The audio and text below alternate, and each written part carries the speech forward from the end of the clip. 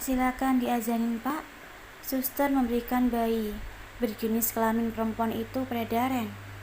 Dengan tangan bergetar, Darren menerimanya. Ia pandang bayi itu lama-lamat hingga bercucuran air mata. Haru dan bahagia, semuanya bercampur menjadi satu.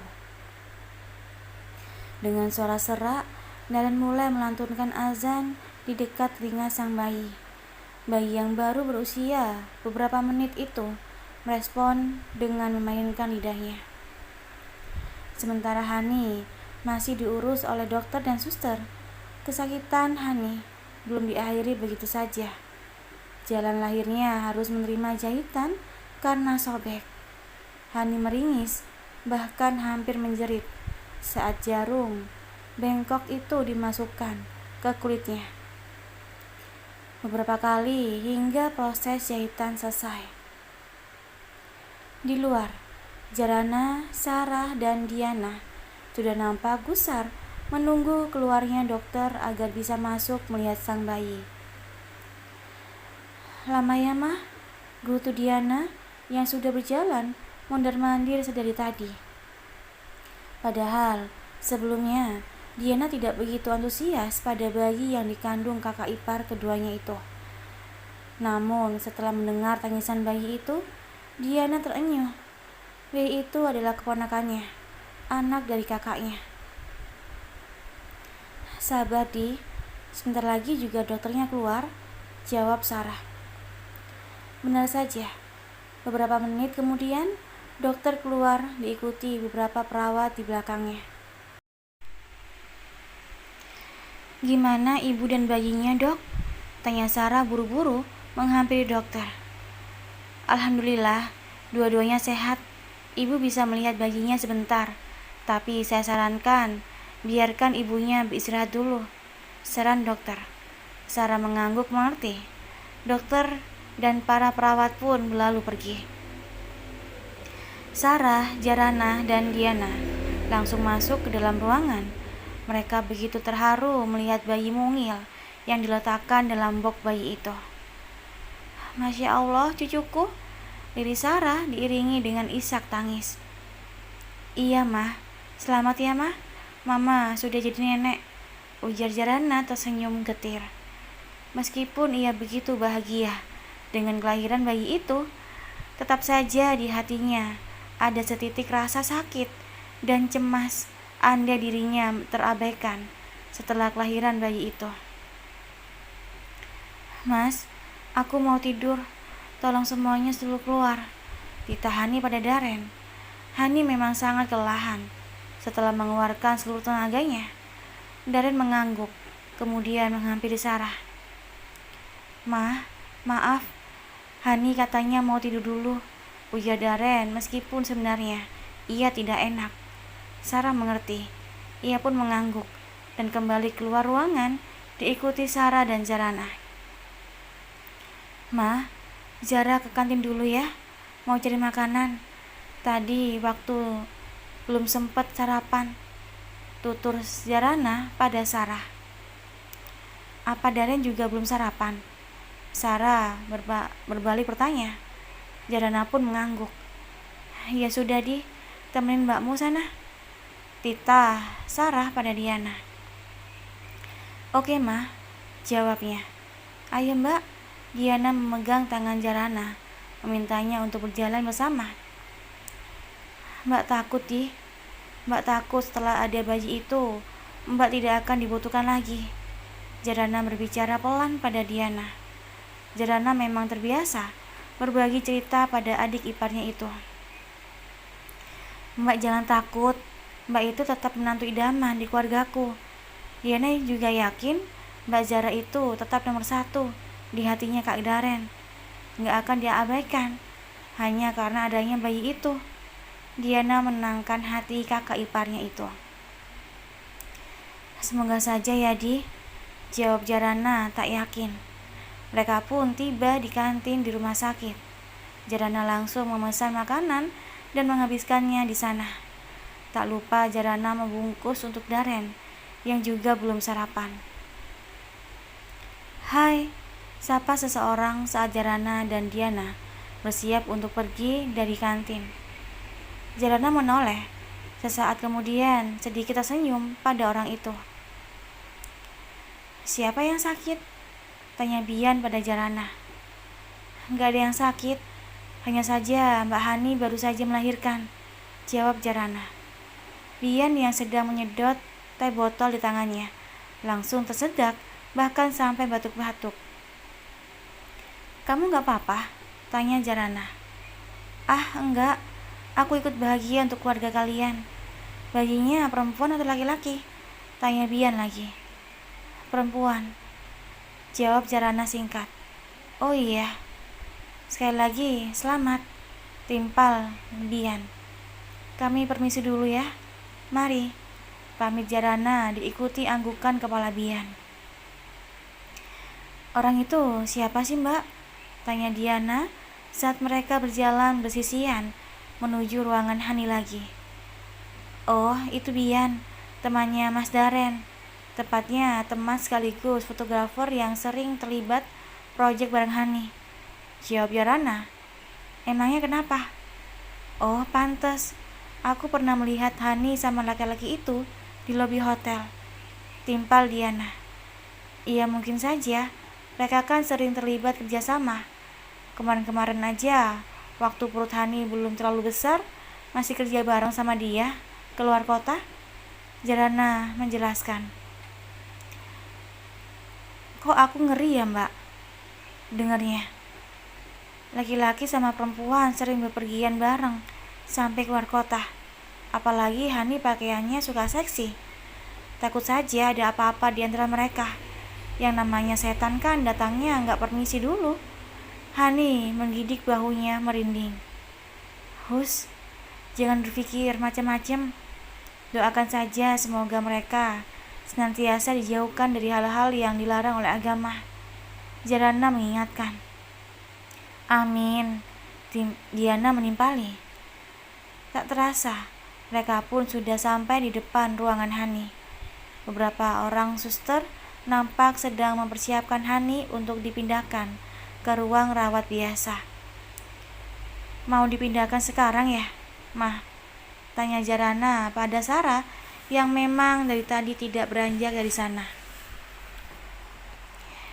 Iya sayang, bayinya juga sudah dibawa ke ruangan bayi, jawab Sarah.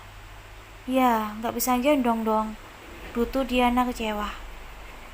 Nanti juga kalau udah dibawa ke rumah, kamu bisa gendong sepuasnya. Sarah kembali menimpali. Jarana mematung di ambang pintu, mencari-cari keberadaan Daren. Saat matanya menangkap sosok suaminya itu, Jarana langsung melambaikan tangan, meminta agar Daren menghampiri dirinya. Daren pun menurut dan mendekati Jarana. Iya sayang? Tanya Daren saat sampai di hadapan Jarana. Makan dulu Mas, dari pagi Mas belum makan, nanti sakit, pinta Jarana pada Daren yang nampak begitu bahagia atas kelahiran putri pertamanya itu. Nanti dulu ya sayang, tanggung nih, tolak Daren. Daren seolah kehilangan rasa lapar saking senangnya. Sedikit saja Mas, biar Jara suapin. Duduk. Jarana memaksa Daren duduk di kursi besi, kemudian mengeluarkan nasi kuning dalam nasi box dan mulai menyuapi Daren. Daren mengunyah makanan itu dengan cepat. Ia tidak bisa menggambarkan bagaimana perasaannya saat ini. Yang pasti, Daren selalu ingin melihat dan menggendong putrinya itu. Permisi Pak, kami akan membawa Bu Hani ke kamar rawat inap sekarang, tutur seorang suster setelah selesai mempersiapkan segala hal yang berhubungan dengan Hani. Oh iya, baik sus. Daren segera bangkit. Bahkan ia menghentikan makanannya yang baru beberapa suap. Jalana pun terpaksa membuang makanan itu ke tong sampah yang ada di dekatnya. Ia mendekat ke arah Sarah dan Diana yang bersiap mengikuti Hani ke ruang rawat inap. Bagaimana keadaan anak dan cucu saya? Tanya seseorang yang baru saja datang. Jalana, Sarah, dan Diana langsung menoleh bersamaan ke sumber suara. Kedua orang tua Hani sudah berdiri dengan mimik wajah panik. Mereka langsung masuk ke dalam ruangan, padahal Hani sudah bersiap untuk didorong di atas narkas menuju ruang rawat inap. Hani belum sanggup berjalan. Bahkan ia tidak mau sekedar bangkit dari tempat tidur untuk dibawa memakai kursi roda. Hani takut merasakan banyaknya darah yang keluar dari jalan lahirnya ketika ia bergerak sedikit saja.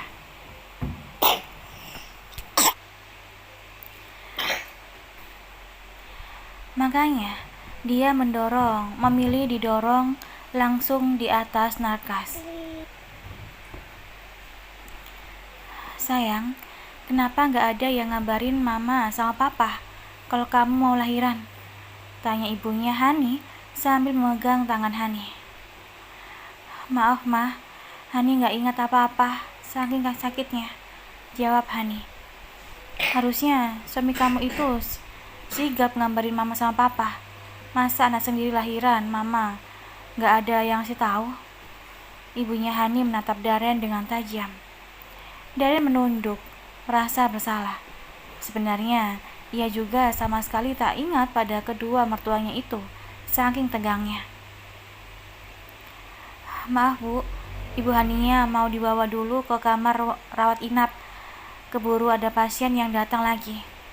Suster mulai mendorong bangkar tempat Hani berbaring. Hani sudah berada di rawat inap VVIP. Para keluarga Daren juga sudah berkumpul. Begitupun dengan mama papanya Hani, Desi dan Ridwan.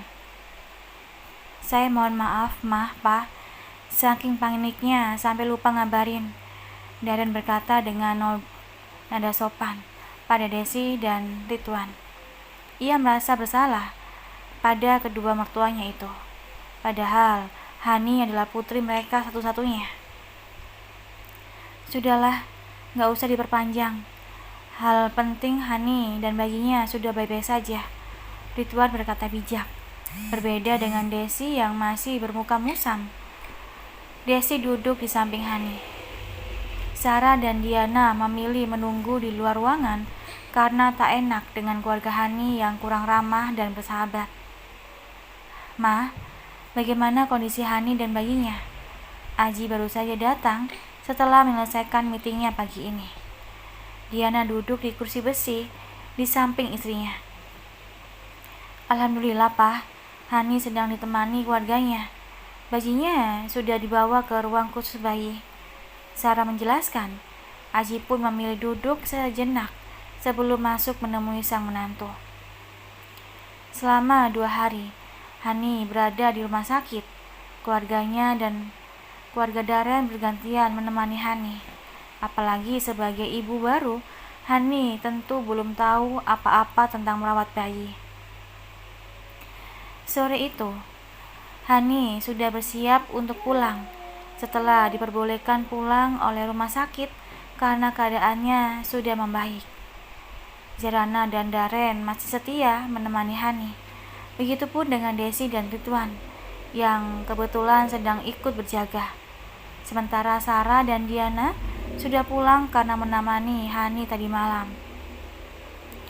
Hani pun pulang bersama Daren dan Jalana. Bayi perempuan yang belum diberi nama itu digendong oleh Jalana karena Hani masih ketakutan untuk menggendong. Sementara Desi dan Ridwan mengikuti dengan mobil yang berbeda. Sesampai di rumah, mereka disambut dengan haru oleh Mbok Darni yang sudah sangat cemas memikirkan kondisi Hani dan sang bayi. Mbok Darmi pun langsung membantu membawakan barang-barang Hani menuju kamarnya. Jarana meletakkan bayi perempuan berbulu mata lentik itu di atas box bayi. Bayi itu sempat menggeliat sebentar, lalu kemudian kembali terlelap. Bayi itu memang selalu tertidur, terbangun hanya saat haus atau popoknya basah. Jarana keluar kamar, membiarkan bayi itu bersama Hani dan Daren. Meski hatinya terkadang terasa teriris, mengingat Daren dan Hani sudah menjadi orang tua yang lengkap. Namun Jarana berusaha untuk menepisnya. Toh kebahagiaannya Daren adalah kebahagiaannya juga. Om, Tante barangkali mau istirahat? Tawar Jarana pada Desi dan Ridwan yang sedang duduk di sofa. Boleh, Om sama Tante juga pegal-pegal, mau rebahan sebentar, jawab Ridwan. Sementara Desi jarang berbicara, ia persis seperti Hani, dingin dan ketus. Mari Om, Tante. Jarana mengajak kedua orang tua madunya itu menuju kamar tamu. Desi dan Ridwan langsung masuk dan merebahkan tubuh mereka di atas ranjang. Begitupun dengan Jarana yang langsung masuk ke dalam kamarnya. Ia merebahkan tubuhnya di atas ranjang. Sudah 2 hari ini ia kurang tidur karena membantu Hani menjaga bayinya. Tepatnya Jarana yang lebih banyak mengurus bayi yang baru berusia 2 hari itu. Meskipun Jarana memang belum pernah punya anak, namun dalam hal mengurus bayi, dia sudah terbiasa. Karena sejak gadis, ia memang suka membantu tetangganya merawat pengurus bayi. Begitupun saat di pesantren, ia terbiasa membantu para ustazah yang mempunyai bayi untuk menjaga bayi itu. Jarana baru saja terlelap saat sebuah ketukan di pintu membangunkannya. Ia pun lekas bangun dan turun dari ranjang dengan kepala sedikit kelayangan karena tak jadi tertidur. Iya Mas, ujar Jarana saat melihat Daren di depan pintu kamarnya. Bayinya nangis, sepertinya kehausan, jawab Daren. Jarana segera berjalan cepat menuju kamar Hani, diikuti Daren dari belakang. Bayi perempuan cantik itu memang sedang menangis di dalam box bayinya. Jarana segera menggendongnya dan menimang-nimangnya. Mas, buatin susunya ya, tita Jarana pada Daren. Tapi Mas gak bisa, timpal Daren. Jara ajarin, sahut Jarana. Sekarang ambil botol susunya, masukkan air panas sedikit, lalu tambahkan air dingin secukupnya. Terakhir masukkan susu bubuknya 3 sendok takar, lalu kocok. Jarana menyebutkan langkah demi langkah membuat susu formula yang langsung dipraktekkan Daren. Hanya dalam waktu 1 menit, susu itu sudah siap. Jarana segera memintanya untuk memberikannya pada bayi yang sudah menjulur-julurkan lidahnya. Hani memang belum bisa memberikan bayi perempuannya ASI. Selain karena ASInya belum banyak keluar, dia juga belum terbiasa. Jadilah bayi itu diberi susu formula. Itu pun Jarana yang membuatkan, karena kondisi Hani masih lemah sementara Daren masih begitu awan. Begitu pula dengan Desi, ia lupa caranya merawat bayi. Jika ada Sarah menemani, barulah Jarana ada yang membantu, karena Sarah masih piawai merawat bayi, apalagi itu cucu sendiri. Setelah maghrib berlalu, Desi dan Ridwan pamit untuk pulang. Desi kurang kerasan tinggal di rumah menantunya itu, meski sebenarnya ia ingin lebih lama menemani cucu pertamanya itu. Malam ini, Jarana pun sepertinya harus kembali begadang untuk ikut merawat bayi itu. Hani belum bisa sekedar untuk mengganti popok anaknya sendiri. Apalagi Daren, semuanya mengandalkan Jarana. Padahal selama di rumah sakit pun, Zarana sudah sangat kelelahan dan kurang istirahat. Untuk memudahkan dan agar Zarana bisa mendengar apabila bayi itu menangis, Zarana memutuskan untuk tidur di ruang TV malam ini. Ia terlentang di atas sofa yang panjangnya sangat pas untuk tubuhnya, yang tidak terlalu tinggi.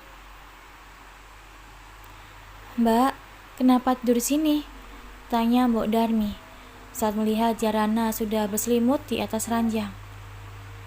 "Nggak apa-apa, Mbok. Biar deket aja ke kamar Mbak Hani. Kasihan kalau bayinya terbangun terus menangis. Mbak Hani belum bisa menggendongnya," jawab Zarana jujur pada Mbok Darmi. "Kalau begitu biar Mbok saja yang jaga. Kasihan Mbak Zarana. Kayaknya udah kecapean. Matanya udah kayak mata panda. Pasti kurang tidur selama di rumah sakit," tebak Mbok Darmi yang memang benar adanya. "Nggak apa-apa, Mbok. Mbok istirahat saja. Lagi pula Mbok juga pasti sungkan kan kalau harus masuk kamar Mbak Hani," tolak Zarana. Mbok Darmi terdiam. Dia membenarkan apa yang dikatakan majikannya itu. "Ya sudah, kalau butuh apa-apa Mbak Zara bangunin Mbok aja ya," pinta Mbok Darmi. Zarana mengangguk mengerti. Ia pun langsung memutuskan memejamkan matanya yang memang terasa sepet dan perih. Hani dan Daren pun tidur dengan nyenyak. Begitupun dengan bayi mereka yang terlelap di box bayi. Namun 1 jam kemudian, bayi mereka menangis dengan kencang. Hani yang merasa terganggu langsung bangun. Ia mengguncang tubuh Daren dengan kencang. "Mas, bangun. Itu bayimu menangis," ujar Hani sambil kembali meringkukkan tubuhnya di bawah selimut. Daren pun terpaksa bangun, meski matanya masih begitu rapat. Perlahan tangannya terulur untuk mengambil bayi itu. Namun, baru saja tangannya berhasil menyentuh kain yang menghimpit seluruh tubuh bayi itu. Daren kembali menarik tangannya. Ia takut. "Han, bangunlah. Sepertinya bayi kita kehausan. Apa kamu nggak mau mencoba menyusuinya? Siapa tahu ASImu sudah keluar." Kini giliran Daren yang mengguncang tubuh Hani pelan. Hani langsung beringsut duduk. Ia menatap tak suka pada Daren. "Mas, aku belum bisa menyusui bayi. Lagian, aku tidak mau bentuk tubuhku rusak gara-gara menyusui. Bagaimana karir modelku nanti? Bisa-bisa aku nggak menarik lagi untuk jadikan model." Daren tercengang mendengar jawaban Hani. Tak menyangka kalau Hani akan lebih memilih karirnya sebagai model daripada memberikan yang terbaik untuk bayi mereka.